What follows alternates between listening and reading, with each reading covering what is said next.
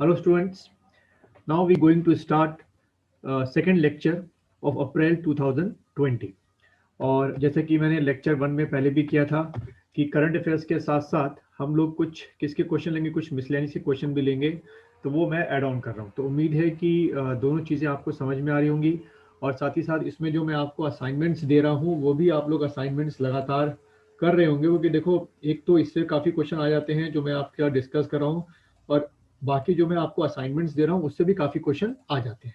ठीक है, तो प्लीज़ असाइनमेंट्स को सीरियस लीजिएगा। चलिए पहला देखते हैं स्लाइड में क्या है। पहला है आपका गैला गैलापागोस आइलैंड। ठीक है, क्यों रहा भाई न्यूज़ में गैलापागोस आइलैंड?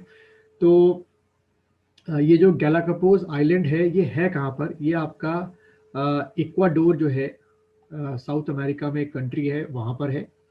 और यहाँ पर जो आपका ऑयल है उसकी स्प्रेडिंग से, किसी वजह से यहाँ पे स्प्रेडिंग हुई है, उसकी स्प्रेडिंग से ह्यूज अमाउंट ऑफ क्या हुआ है, नेचुरल क्लाइमेट मतलब जो इन्वायरमेंट है, जो आपका नेचुरल इन्वायरमेंट है, चाहे वो ज़मीन का हो चाहे वो सॉइल के अंदर का हो, उसको क्या हुआ है, डैमेज हुआ है। ठीक है, वहाँ पर डैमेज हुआ है नेचुरल इन्वायरमेंट और उसकी वजह से पहली बार वहाँ पर इन्वायरमेंटल इमरजेंसी लगाई गई है। देखो वर्ड पर ध्यान देना, environmental environmental emergency, environmental emergency. ठीक है, तो असल में हुआ ये कि वहाँ पर 600 गैलन डीजल जो था वो एक शिप लेके आ रहा था। ठीक है, 600 गैलन जो है एक शिप डीजल जो है लेके डीजल लेके आ रहा था ये शिप। और ये शिप जो है वो क्या हो गया, इसमें ब्रेक हो गया किसी वजह से, मतलब को टूट गया और सारा का सारा जो डीजल था वो पूरा बह गया आपके। तो उस वजह से वहां पर क्या लगानी पड़ गई, इन्वायरमेंटल इमरजेंसी। ठीक है, अब क्वेश्चन देखो कैसे आएगा कि 2019 में, क्योंकि ये जो इंसिडेंट हुआ है ये दिसंबर 2019 में हुआ है। ठीक है, तो ऐसे ही पूछेंगे 2019 में कहाँ पर दुनिया में आपकी इन्वायरमेंटल इमरजेंसी डिक्लेयर की गई थी, तो आप टिक करके आएंगे इक्वाडोर। करेक्ट, कहाँ हो गया, साउथ अमेरिका। चलो नेक्स्ट लेते हैं। नेक्स्ट जैसे कि आपको नाम दिख रहा है, क्या लिखा हुआ है, नकटाहा मिश्रा विलेज। नाम थोड़ा अजीब है, नकटाहा मिश्रा विलेज। ठीक है, अब भाई ये क्यों न्यूज़ में रहा? न्यूज़ में इसलिए रहा कि देवरिया जो कि यूपी में पड़ता है आपका, ठीक है, देवरिया, वहाँ के जो पार्लियामेंट्री है, मेंबर ऑफ पार्लियामेंट, जो वहाँ के पार्लियामेंट्री हैं, डॉक्टर रामापति, डॉक्टर रामापति राम त्रिपाठी, उन्होंने इनॉग्रेशन किया first transgender transgender central university का। ठीक है, सेंट्रल यूनिवर्सिटी, तो ये बहुत बड़ी बात है कि जो आपके ये ट्रांसजेंडर होते हैं उनके लिए यूनिवर्सिटी जो है वहाँ पर ओपन हो रही है, मतलब कि वहाँ पे बस काम वाम शुरू हो रहा है। तो देखते हैं कितने कम समय में ये ट्रांसजेंडर सेंट्रल यूनिवर्सिटी बन जाती है, जिसमें सारे के सारे जो ट्रांसजेंडर्स हैं ऑल ओवर इंडिया में वो यहाँ पर पढ़ने आएंगे। तो उम्मीद है कि पढ़ने, जो उनका जो सोशली जो इतना बैकवर्ड हो गए हैं ट्रांसजेंडर, उनको काफ़ी क्या मिलेगा, अपलिफ्टमेंट मिलेगा। ठीक है, और ये जो क्या कहते हैं, ये जो मैन्युफैक्चर मतलब ये जो कंस्ट्रक्शन है आपका ये सेंट्रल यूनिवर्सिटी का, इस पे फाइनेंशियली आपके एक इंस्टीट्यूशन है all India transgender education service trust, वो भी काफ़ी पैसा क्या कर रहा है, इनपुट कर रहा है। ठीक, चलिए आगे बढ़ते हैं हम लोग। अगला आपका, जैसे कि नाम आपको दिख रहा है, क्या लिखा हुआ है, फैन फोन टाइफून। ठीक है, फान फोन टाइफून। तो ये टाइफून क्यों रहा न्यूज़ में? ये आपका टाइफून जो है आपका दिसंबर 2019 में आया था और सबसे ज़्यादा जो इसने नेचुरल डैमेज किया था वो किया था फिलीपींस को। ठीक है, फिलीपींस, फिलीपींस, और फिलीपींस आपको पता है ये आपका पड़ेगा इंडोनेशिया के ऊपर। तो देखो एग्जाम में ऐसा हो सकता है कि फैन फोन टाइफून कहाँ आया, साउथ एशिया में आया, साउथ ईस्ट एशिया बोल सकते हो, साउथ ईस्ट एशिया। ठीक है, साउथ ईस्ट एशिया में आया और साउथ ईस्ट एशिया में जो सबसे ज़्यादा इसने डैमेज किया फैन, क्या क्या कहते हैं फान फोन टाइफून ने वो फिलीपींस में किया। अब इंटरेस्टिंग फैक्ट क्या है कि फिलीपींस में इस टाइफून का एक रीजनल नाम दे रखा था, वो था टाइफून उर्सला। आई रिपीट, उसका क्या नाम दे रखा था? Typhoon Ursula. तो टाइफून उर्सला किसका अल्टरनेटिव नेम है? फैन फोन का, और कहाँ आया था आपका? मेन तौर पे इसने कहा तबाही मचाई है, फिलीपींस मचाई थी। ठीक है, तो याद रखना। चलिए अगला बढ़ते हैं। तो अगला ये रहा प्रधानमंत्री राष्ट्रीय बाल पुरस्कार, ठीक है, 2020। तो ये जो अवार्ड है प्रधानमंत्री बाल पुरस्कार, ये जनवरी 2020 में दिया गया by our president Ramnath Kovind ji. ठीक है, और इसमें जो बच्चे हैं उनको अलग अलग कैटेगरीज में कि उन्होंने अपने फील्ड में कितना अच्छा काम किया उसके लिए दिया गया। जैसे कि आप यहाँ से पूछ सकते हैं कि प्रधानमंत्री राष्ट्रीय बाल पुरस्कार जो कि चिल्ड्रंस को दिया जाता है, गिवन टू चिल्ड्रंस, वो किस किस फील्ड में दिया जाता है? आई रिपीट, किस किस फील्ड्स में दिया जाता है? तो सबसे पहली जो फील्ड है वो है आर्ट एंड कल्चर। ठीक है, आर्ट एंड कल्चर। सेकंड जो फील्ड है वो है आपकी ब्रेवरी के लिए। ठीक है, सेकंड फील्ड आपकी होगी ब्रेवरी के लिए। देन आपका थर्ड फील्ड जो है जिसमें बच्चों को देते हैं सोशल वर्क के लिए। कुछ बच्चे होते हैं भाई जो छोटी उम्र से ही सोशल वर्क में इन्वॉल्व हो जाते हैं, तो उनको ये दिया जाता है। ठीक, चलिए आगे बढ़ते हैं हम लोग। अगला है सरस्वती सम्मान। ठीक है, तो ये जो इस बार का सरस्वती सम्मान दिया गया, सबसे पहला क्वेश्चन वो 29 था। ठीक है, नंबर वाइज कौन सा? 29 था। ठीक, सेकंड क्वेश्चन आ सकता है कि ये सरस्वती सम्मान कौन देता है, तो आप टिक करके आएंगे के बिरला फाउंडेशन। के बिरला फाउंडेशन। ठीक है, के बिरला फाउंडेशन देती है। देन थर्ड क्वेश्चन कि इस बार का किसको मिला, तो आपके सिंधी लैंग्वेज के जो एक राइटर हैं, सिंधी लैंग्वेज, याद रखना कौन सी लैंग्वेज? सिंधी लैंग्वेज के जो राइटर हैं उनका नाम है वासुदेव मोही। वासुदेव मोही।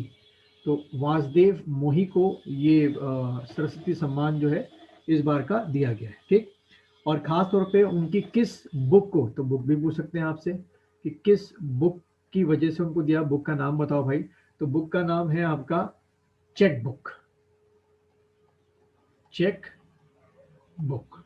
ठीक है, चेक बुक जो है उसमें इतना अच्छा उन्होंने लिखा था, इस वजह से उनको ये दिया गया। ठीक, अच्छा यहाँ पर एक और चीज़ मैं बताता हूँ, शायद एग्जाम में आ जाए, कि सरस्वती सम्मान में जिसको मिलता है राइटर को, उसको एक प्रशस्ति पत्र यानी कि एक तरीके का डॉक्यूमेंट होता है वो मिलता है, एक आपका स्मृति चिन्ह मिलता है, और ₹15 लाख नॉन टैक्सेबल वाला अमाउंट का पैसा लगता है।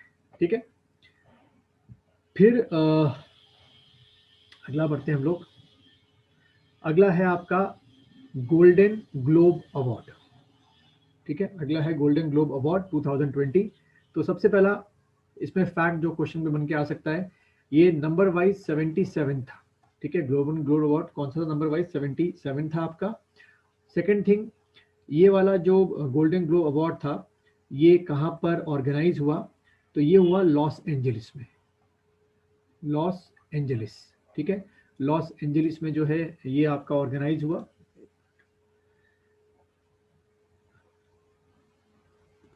हाँ, लॉस एंजलिस में ये ऑर्गेनाइज हुआ। देन थर्ड थिंग, इसमें जो सबसे क्या कहते हैं फेवरेट मोशन फिल्म है, मोशन फिल्म वो किसे चुना गया एक ड्रामा के तौर पे? ठीक है, तो वो आपकी थी सबसे ज़्यादा जो चली वो थी आपकी ड्रामा। ठीक है, ये 1917। ठीक है, इस तरीके ठीक है, बस इसमें और कुछ नहीं पढ़ना हमने। अच्छा, अब आते हैं अगला आपका उज मल्टीपर्पस प्रोजेक्ट। ठीक है, उज मल्टीपर्पस प्रोजेक्ट क्या है भाई ये चीज़? तो ये जो उज मल्टीपर्पस प्रोजेक्ट है, ये हमारे central minister doctor Jitendra Tomar Jitendra Tomar, इन्होंने इसका इनॉग्रेशन किया और ये मतलब इसका जो काम है शुरू हुआ। ये जो प्रोजेक्ट है ये आपका जम्मू एंड कश्मीर में है। तो एक क्वेश्चन तो ये बन सकता है कहाँ किस स्टेट में है, जम्मू एंड कश्मीर में है और किस डिस्ट्रिक्ट में है, तो आप टिक करके कठुआ डिस्ट्रिक्ट, कठुआ डिस्ट्रिक्ट में है, ठीक है। और ये जिस नदी में बनाया जा रहा है उस नदी का नाम है आपका उज, उसी के नाम पर रखा गया है। एंड उज river is a tributary of Ravi river, ये क्वेश्चन बन सकता है, ठीक है। किसकी ट्रिब्यूटरी है? रावी रिवर की ट्रिब्यूटरी है, is a tributary of Ravi river, ठीक है। तो ये एक मल्टीपर्पज़ है। तो मल्टीपर्पज़ का प्रोजेक्ट का मतलब क्या हो गया स्टूडेंट्स, कि इसमें आपका इलेक्ट्रिसिटी प्रोडक्शन भी होगा और इरिगेशन के लिए पानी भी निकाला जाएगा और आपका जो फ्लड है वो भी इससे क्या होगा, कंट्रोल होगा, ठीक है। तो इसलिए नाम रखा गया मल्टीपर्पज़। चलिए अगला आते हैं हम लोग। अगला है आपका ग्रीन क्रेडिट कार्ड, ठीक है। ग्रीन क्रेडिट कार्ड क्या चीज़ है भाई? ग्रीन क्रेडिट कार्ड, तो ये जो ग्रीन क्रेडिट कार्ड है इसे मिनिस्ट्री ऑफ इन्वायरमेंट ने जो है वो परमिशन दी है, ठीक। और इसमें क्या किया गया है, इसमें जो भी आपका फॉरेस्ट में एक्सेसिव जो प्रोडक्ट्स होते हैं, ठीक है, एक्सेसिव प्रोडक्ट्स होते हैं या कमोडिटीज़ होती हैं, कई चीज़ें होती हैं जो फॉरेस्ट से बाहर निकलती हैं, फॉरेस्ट में होती हैं, उनकी excessive amount of production forest के अंदर होता है, उनका कमर्शियल यूज़ किया जाएगा, ठीक है। उनका क्या किया जाएगा? कमर्शियल यूज़ किया जाएगा, ठीक। इसमें कई एनजीओज का ये लोग क्या लेंगे? सहारा लेंगे, ठीक है। चलो आगे बढ़ते हैं। नेक्स्ट न्यूज़ ये रही, जैसा कि आपको स्क्रीन पे दिख रहा है, फेम इंडिया, ठीक है। फेम इंडिया, अब ये क्या चीज़ है फेम इंडिया? तो ये जो फेम इंडिया है इसमें जो आपके हैवी इंडस्ट्रीज़ हैं, जैसे कि आपकी हैवी इंडस्ट्रीज़ जो होती हैं, जैसे हैवी इंडस्ट्रीज़ क्या हो गई, जैसे आपका आयरन इंडस्ट्री हो गया, स्टील इंडस्ट्री हो गया, ये सब चीज़ें, ठीक है। तो ऑब्जेक्टिव ये है कि जो आपके 24 आपके स्टेट्स हैं इंक्लूडिंग योर प्लस यूटी, ठीक है, इन सभी जगहों पर ये जो आपका चार्जिंग पॉइंट्स हैं, ठीक है, चार्जिंग पॉइंट्स किसके लिए? ये आपके इलेक्ट्रिक कार के लिए, ठीक, इलेक्ट्रिक कार के लिए उनको क्या करें, ये हैवी इंडस्ट्रीज डेवलप करें। क्योंकि देखो हमको अभी मास, अगर हमको, जैसे कि हमारे जो ट्रांसपोर्ट मिनिस्टर हैं नितिन गडकरी जी, उन्होंने क्या बोला है कि 2030 तक इंडिया में सिर्फ और सिर्फ किसका प्रोडक्शन होगा या किसकी बिक्री होगी? आपकी खाली ये ई कार की बिक्री होगी, इलेक्ट्रॉनिक कार की बिक्री होगी, ठीक है। तो यानी कि अगर 2030 तक ऐसा होगा तो उसके पहले हमें बहुत सारे जो चार्जिंग पॉइंट्स हैं वो बनाने पड़ेंगे, ठीक। तो ये जो charging points under the fame India बनाने की बात चल रही है वो लगभग है 2636 चार्जिंग पॉइंट, ठीक है। ये एक फिगर भी आ सकता है। और इसमें जैसे कि महाराष्ट्र में सबसे ज़्यादा है 317, तो ये देखो एक क्वेश्चन यहाँ से आ सकता है कि सबसे ज़्यादा चार्जिंग पॉइंट गवर्नमेंट कहाँ बनाएगी? महाराष्ट्र में, यहाँ पे 317 बना रही है। उसके बाद सेकंड नंबर पे आपका यूपी को रखा गया है, यहाँ पे आपके 172 चार्जिंग पॉइंट्स बनाएंगे, ठीक है। देखो चार्जिंग पॉइंट्स को आप ऐसे समझो जैसे आज के पेट्रोल पंप होते हैं, ठीक। ऐसा नहीं कि ये ई कार खरीदने के बाद आप इसको अपने घर पे चार्ज नहीं कर सकते हो, इसको आप घर पे चार्ज कर सकते हो, लेकिन इनकेस मान लो आपको लॉन्ग ड्राइव के लिए जाना हो, फॉर एग्जाम्पल जैसे मैं यहाँ देहरादून में रहता हूँ, देहरादून से मुझे ऋषिकेश जाना है, मैंने अपनी कार जो है हाफ ही चार्ज की है, रास्ते में मुझे कोई एक चार्जिंग पॉइंट चाहिए इसको फुल चार्ज करने के लिए, ठीक। तो एग्जाम में आ जाए व्हाट इज फेम इंडिया, तो developing a charging points for the E cars या इलेक्ट्रिक कार्स, ठीक है। अच्छा, दूसरा ये एक आपको असाइनमेंट करना है, ये फेम अपने आप में एक स्कीम है, ये जो फेम है, ठीक है, ये फेम अपने आप में एक स्कीम है, उसको एक बार सर्च करना आप लोग। और दूसरा यहीं पे हम लोग पिछली क्लास में डिस्कस कर चुके हैं कि आपका जो ये ई कार्स हैं यानी कि इलेक्ट्रिक कार्स हैं, ये मेनली जो चलती हैं किस पे चलती हैं? लिथियम पे चलती हैं, आपकी लिथियम बैटरीज होती है, ठीक है, लिथियम बैटरीज होती हैं।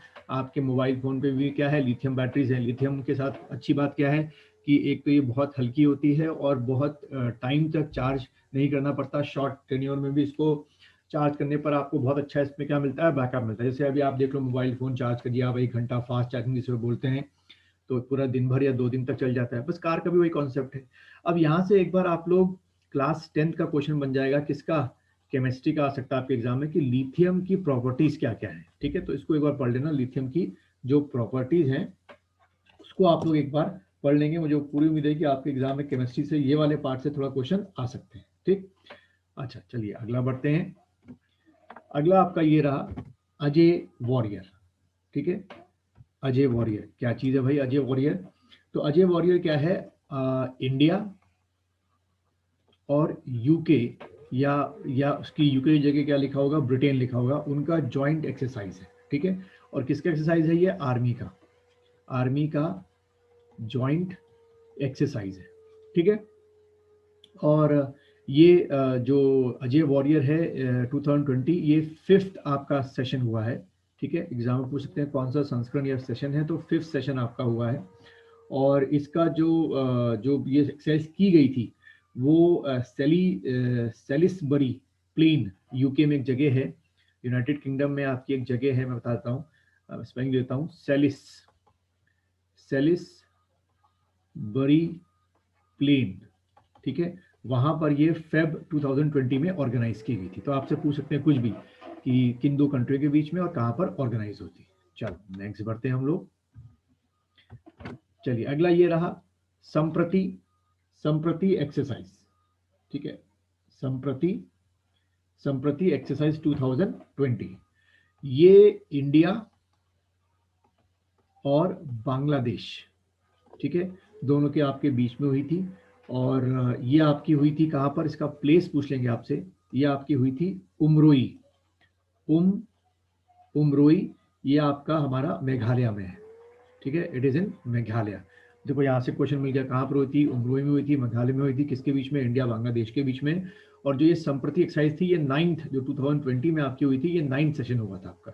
ठीक, आपको सबको पता है कि बांग्लादेश कब बना था, 1971 में, और उसके पहले बांग्लादेश का क्या नाम था, ईस्ट पाकिस्तान। ठीक है, इसमें सबसे बड़ा हाथ कहते हैं कि वहाँ की जो मुक्ति वाहिनी सेना था उनका था, यानी कि बांग्लादेश के रेवोल्यूशनरी थे जिन्होंने पाकिस्तान के अगेंस्ट में किया। कि हमको पता है कि जब 1947 में इंडिया का बंटवारा हुआ था तो वहाँ पर क्या बना था, एक बना था वेस्ट पाकिस्तान जो आज का पाकिस्तान है, और एक बना था ईस्ट पाकिस्तान जो 1971 में क्या बन गया आपका, ये बांग्लादेश बन गया। ठीक है, फिर एक और क्वेश्चन पूछ सकता है कि भाई जब बांग्लादेश 71 में बना था तो उस समय भारत का प्रधानमंत्री कौन था, इंदिरा गांधी थी। ठीक है, तो ये कुछ क्वेश्चंस आपके एग्जाम में आ सकते हैं। चलिए नेक्स्ट लेते हैं स्लाइड। नेक्स्ट आपकी है सहयोग काइजन। ठीक है, सहयोग काइजन 2020। तो ये इंडिया और जापान की जो आपके कोस्ट गार्ड है, ठीक है, कोस्ट गार्ड ये नेवी से अलग होते हैं, ये जो कोस्ट गार्ड है इनके बीच में ज्वाइंट एक्सरसाइज हुई थी कहां पर, आपका चेन्नई में। ठीक है, चेन्नई में हुई थी। अच्छा, यहाँ ये जो कोस्ट गार्ड है इसके बारे में थोड़ा बहुत अगर आप पढ़ना चाहें तो पढ़ सकते हैं एक्स्ट्रा, कि कोस्ट गार्ड के जो आपके ड्यूटीज होती हैं वो क्या होती है। ठीक है, व्हाट आर द ड्यूटीज और jurisdiction of the coast guard. ठीक, जैसे नेवी की अपनी अलग होती है और इनकी क्या होती है, आपकी अलग ड्यूटीज और इनकी रिस्पॉन्सिबिलिटीज होती है। नेक्स्ट करते हैं ऑपरेशन वनीला। ठीक है, क्या है भाई ऑपरेशन वनीला? तो ये ऑपरेशन वनीला जो है ये आपका हमारा INS Indian naval ship Airavat, ये आप नाम देख रहोगे एरावत, ये कहाँ गया, मेडागास्कर गया था। और मेडागास्कर में ये आपका ले गया था आपकी ये कॉमन जो ये थिंग्स प्रोडक्ट्स होते हैं, ह्यूमैनिटी प्रोडक्ट्स होते हैं, जैसे आपका खाने पीने की चीज़ें हो गया, फूड हो गया, प्लस आपका मेडिसिन हो गया, प्लस आपका कुछ क्या मतलब काफ़ी कुछ कपड़े आपके हो गए, वहाँ ले गया था। वजह ये थी कि मेडागास्कर, अगर आप वर्ल्ड मैप में इमेजिन कर पा रहे हैं तो करिए, मेडागास्कर का हुआ ये जैसे आपका इंडिया हुआ, यहाँ पर श्रीलंका हुआ, यहाँ पे मालदीव हुआ, इस जगह आपका क्या है, मेडागास्कर है। यानी कि आपको इंडिया के इधर वेस्ट की तरफ जाना है, यहाँ आपको मेडागास्कर मिलेगा। तो वजह क्या थी कि ये सारा सामान फूड मेडिसिन ये सब चीज़ें लेके ये आईएनएस एरावत क्यों गया था अंडर दी ऑपरेशन वनीला, क्योंकि मेडागास्कर में आपका एक साइक्लोन आया था, उसका नाम था डाइने। ठीक है, CYCLON, साइक्लोन डाइने। ठीक है, और उसने बहुत बुरी तरीके से वहाँ पे तबाही मचाई थी। तो उसी को कोप अप करने के लिए हमने इंडियन गवर्नमेंट ने ये ऑपरेशन क्या चलाया, वनीला चलाया इन मेडागास्कर। ये आपके एग्जाम में ऐसे आ सकता है। चलो नेक्स्ट देखते हैं क्या है। चलिए अगला है सागर माथा संवाद। ठीक है, सागर माथा संवाद 2020। ठीक, तो ये आपका काठमांडू में आपका ऑर्गेनाइज्ड का प्रपोजल था उस समय, क्योंकि देखो उस समय तक ये कोरोना वायरस की वजह से किसी को कुछ नहीं पता था कि लॉकडाउन पूरा दुनिया होने वाली है। बाद में वर्चुअली हुआ था। अच्छा, तो इसका वो क्या था, थीम क्या था, तो इसका थीम था, मैं थीम इसका बोल रहा हूँ, climate change, mountains and the future of humanity. I repeat, इसका जो थीम था वो था climate change, mountains and the future of humanity. ठीक है।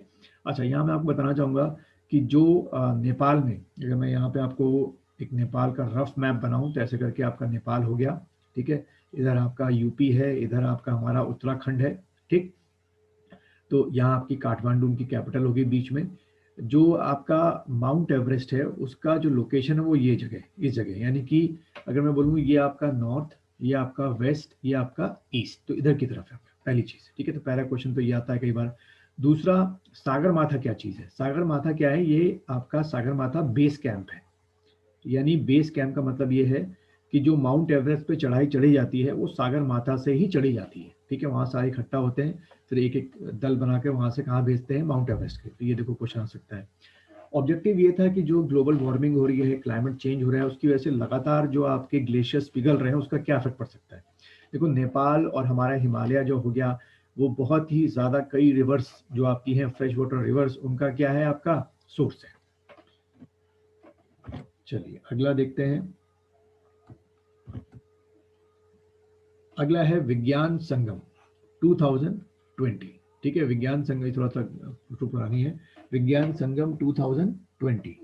तो ये जो है इसमें ये दो लोगों ने मिलकर किया है, डिपार्टमेंट ऑफ एटॉमिक एनर्जी, ठीक है, और आपका डीएसटी, ठीक है, साइंस एंड टेक्नोलॉजी बोलते हैं, department of plus department of science and technology. इसका मकसद ये है कि जितना भी आपका ये है साइंस एंड टेक्नोलॉजी है जो कॉलेजेस में और या जो भी लोग के बीच में, उसको प्रमोट करना बस। चलिए अगला देखते हैं। अगला है world sustainable development summit 2020। World sustainable development summit 2020 क्या चीज है? सबसे पहला इसका और वो क्या था, सब्जेक्ट क्या था, किस बात पे लोग मिले थे? तो सब्जेक्ट में पढ़ रहा हूँ, टूवर्ड्स, मैं लिख देता हूँ उसको, थोड़ा सा लंबा हो जाएगा आपके लिए। Towards 2030 goals, making the decade count, making the decade count. ठीक है, मेकिंग द डिकेड काउंट। तो ये था, और ऑब्जेक्टिव ये था कि किस तरीके से पूरी दुनिया में जो आपके डेवलपमेंट है उनको सस्टेनेबल तरीके से प्रमोट किया जाए। चलिए अगला आपका ये रहा, science film festival of India. ठीक है, ये प्रपोज्ड प्रोग्राम था और ये दिल्ली में ऑर्गेनाइज होने वाला था, का प्रपोजल था। अब कोविड की वजह से थोड़ा सा ये हो नहीं पाया। ठीक है, लेकिन इसको बस ये है कि कहाँ पर था, तो साइंस कहाँ पर, साइंस फिल्म फेस्टिवल का दिल्ली में प्रपोजल था इसका। ठीक है, चलो ठीक है। किंग खेजड़ी के कहने पे आपके नरेंद्र नाथ दत्त ने अपना नाम क्या रख लिया, स्वामी विवेकानंद, इन्हीं को इस नाम से जानते हैं हम लोग। और स्वामी विवेकानंद ने ही किसकी स्टैब्लिशमेंट की थी, रामकृष्ण मिशन की थी 1897 में। ठीक है, और एक और फैक्ट हिस्ट्री से कि 1893 में इन्होंने क्या अटेंड किया था, वर्ल्ड रिलीजियस कॉन्फ्रेंस। ठीक है, चलो अगली न्यूज देखते हैं हम लोग। अगला आपका ये रहा न्यूज, नेक्स्ट आपका वर्ल्ड बुक फेयर 2020। ठीक है, तो इसका जो प्लेस है वो दिल्ली है आपका। ठीक, और दूसरा सब्जेक्ट क्या रहा इस बार के फेयर का, तो सब्जेक्ट रहा Gandhi, Gandhi the writers, writers. ठीक है, द राइटर्स राइटर, ठीक, और इसमें ज़्यादा कुछ नहीं बनना है। नेक्स्ट हम लोग चलें तो अगला आपका ये रहा डे NULM, यानी कि दीनदयाल अंत्योदय योजना नेशनल अर्बन लाइवलीहुड मिशन। तो ये दो पार्ट से मिलके बना है, ठीक है। असल में हुआ क्या कि गवर्नमेंट ऑफ इंडिया और फ्लिपकार्ट, सबने शॉपिंग की होगी इससे, फ्लिपकार्ट, इनके बीच में, ये फ्लिपकार्ट को पता है कि आपकी एक ई-कॉमर्स कंपनी है, ठीक है, ई-कॉमर्स कंपनी है। तो इनके बीच में एक एग्रीमेंट साइन हुआ है गवर्नमेंट ऑफ इंडिया और फ्लिपकार्ट के बीच में कि जितने भी आपके सेल्फ हेल्प ग्रुप हैं, कहाँ पर, आपके ये अर्बन एरियाज में, ठीक है, और ये सेल्फ हेल्प ग्रुप जो भी चीज़ें बनाते हैं, यानी कि जो भी इनका प्रोडक्ट है, जो भी इनका प्रोडक्ट है, उसको फ्लिपकार्ट जो है वो अपनी वेबसाइट पर क्या करेगी, बेचेगी, ठीक है। तो इससे क्या होगा, इनकी जो आमदनी है, इनको एक जो बहुत बड़ा मार्केट है वो इससे मिल गया।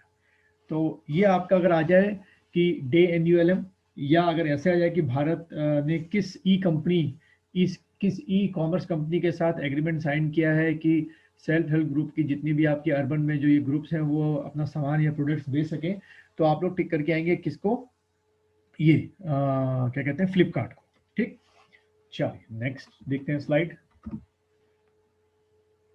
चलो अगली स्लाइड ये रही, नेशनल होम्योपैथिक कमीशन, और ये एक बिल आया है आपका, नेशनल कमीशन होम्योपैथी बिल 2019।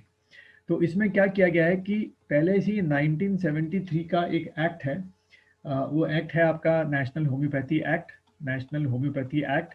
उस एक्ट में क्या किया गया है, अमेंडमेंट किया गया है, ठीक है।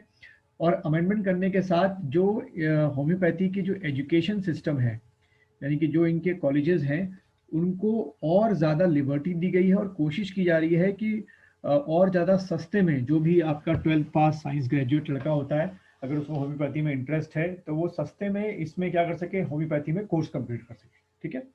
तो हमें और क्या मिलेंगे, डॉक्टर्स इससे मिलेंगे होम्योपैथी के।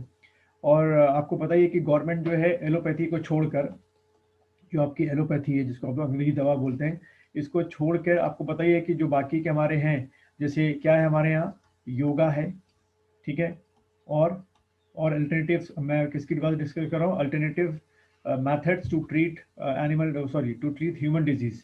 तो योगा के थ्रू कर सकते हैं आप ट्रीटमेंट, होम्योपैथी हो गया, और क्या है आपका, ये क्या कहते हैं, सिद्धा एक होता है आपका, ठीक है, सिद्धा है। तो इस तरीके से आपके ब्रांचेस हैं जिससे सरकार चाहती है कि लोग इस तरफ जाएं, एलोपैथी पे इतना डिपेंडेंट ना हो। चलिए अगला आपका ये रहा, तो गवर्नमेंट ने डिसाइड किया है कि वो पूरे आपके इंडिया में 1023 क्या ओपन करेगी, फास्ट ट्रैक कोर्ट्स जो है वो ओपन करेगी, ठीक है। तो यानी कि इनके लिए फास्ट ट्रैक कोर्ट के लिए क्या चाहिए होंगे, एक्स्ट्रा जजेस भी चाहिए होंगे, जो गवर्नमेंट ने सोच रखा होगा, ठीक। ऑब्जेक्टिव ये है कि ये जो 1023 फास्ट ट्रैक कोर्ट्स हैं, इनमें सबसे ज़्यादा दो प्रायोरिटी के मामलों को देखा जाएगा, क्राइम अगेंस्ट दी वुमेन जो हुआ है, and crime against the child. तो ये जितने भी आपके पूरे भारत में ऐसे मामले जो किसी वुमन के अगेंस्ट में हो, ऐसे मामले जो किसी चाइल्ड के अगेंस्ट में हो, उनको इन 5023 फास्ट ट्रैक कोर्ट से सॉर्ट आउट किया जाएगा जितनी जल्दी हो सके, ठीक है। तो यहाँ से एग्जाम आ सकता है कि गवर्नमेंट ऑफ इंडिया ने कितनी फास्ट ट्रैक कोर्ट बनाने का ऑब्जेक्टिव रखा है, तो आप टिक करेंगे 1023, ठीक है। चलो नेक्स्ट लिखते हैं 126 कॉन्स्टिट्यूशनल अमेंडमेंट बिल। तो देखो आप लोग को ध्यान रखना है, आपके कॉन्स्टिट्यूशन में दो चीज़ें होती हैं, मैं पहले भी पॉलिटी में पढ़ा चुका हूँ। पहली आपकी चीज़ होती है आपका ये बिल नंबर, ठीक है, और दूसरा आपका होता है अमेंडमेंट, ठीक है। अब इसको समझते हैं, जैसे जो मैं सर्किल बना रहा हूँ, मान के चलो ये आपकी क्या है, पार्लियामेंट है, ठीक है, ये आपकी क्या हो गई, पार्लियामेंट, ठीक। और हमें पता है कि पार्लियामेंट किससे मिलकर बनी होती है, प्रेसिडेंट, लोकसभा और आपका राज्यसभा, गॉट इट। तो कोई भी जब हमें लॉ बनाना होता है, मान लो आपके इंडिया में कोई भी लॉ बनाना है, तो उसको बिल की फॉर्म में इस पार्लियामेंट में पास होना जरूरी है, यानी कि जब पार्लियामेंट से पास होगी तभी आपका ये बिल क्या बन जाएगा, एक्ट बन जाएगा। ठीक, तो मान लो मैं कोई एक बिल नंबर 1 लेके आया, मैं उसको पार्लियामेंट में लेके आया, जरूरी नहीं कि वो पास हो सकता है वो राज्यसभा में रुक जाए, हो सकता है वो लोकसभा में रुक जाए। तो यानी कि वो जो बिल नंबर 1 था वो क्या नहीं बना, एक्ट नहीं बना। अब मैं दोबारा बिल नंबर 2 लेके आया, ठीक है, कुछ 2 महीने बाद किसी और मैटर पर, वो मैं पार्लियामेंट के अंदर ले गया। इस बार वो लोकसभा में पास हो गया बिल नंबर 2, उसका मैटर कुछ और भी था, कुछ भी हो सकता है, मैटर 1 नहीं था, कुछ और था। तो मैं बिल नंबर 2 लेके आया जिसमें कोई नया लॉ बनाना चाहता हूँ, नया कानून बनाना चाहता हूँ। तो वो लोकसभा में पास हो गया, वो राज्यसभा में पास हो गया, प्रेसिडेंट ने भी उस पर साइन कर दिया।